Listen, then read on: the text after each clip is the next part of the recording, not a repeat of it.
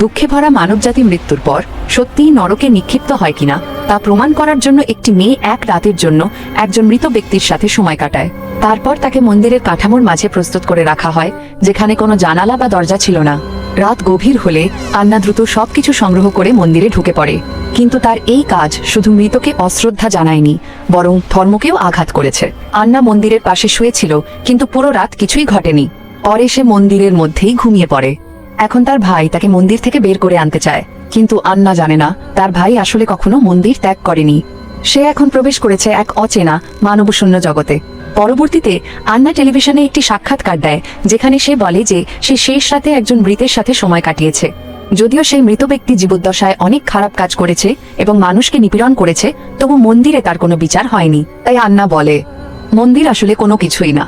কিন্তু যখন আন্না সেই রাতের ভিডিও সম্প্রচার করে, তখন দেখে সব রেকর্ড উধাও হয়ে গেছে। কেবল একটি স্ক্রিন জুড়ে সাদা ঝিরঝিরে তুষারের মতো দৃশ্য। এরপর মানুষ আন্নাকে সন্দেহ করতে শুরু করে, ভাবে সে বুঝি কিছু গোপন তথ্য ফাঁস করতে চলেছে। ভয় পেয়ে আন্না মন্দির ছেড়ে চলে আসে, কিন্তু বাড়ি ফেরার পর মৃত ব্যক্তির কণ্ঠস্বর তার মাথায় বারবার বাজতে থাকে। আন্না জানত না যেদিন সে মন্দিরে গিয়েছিল সেই রাতেই সব মানুষকে গভীর দুঃখ তাড়া করেছিল। এর কিছুদিন পর এক বৃদ্ধা হাসপাতালে ধোয়ার মেশিনে ঢুকে পড়ে এবং তার শরীর বিকৃতভাবে ফেটে যায়। তার সহকর্মীরাও অজানা কারণে আত্মহত্যা করতে থাকে। এখন আন্না ধীরে ধীরে বুঝতে শুরু করে, প্রত্যেক মানুষকে একসময় নিজের স্বাভাবিকতার সবচেয়ে অন্ধকার দিকের মুখোমুখি হতে হয়।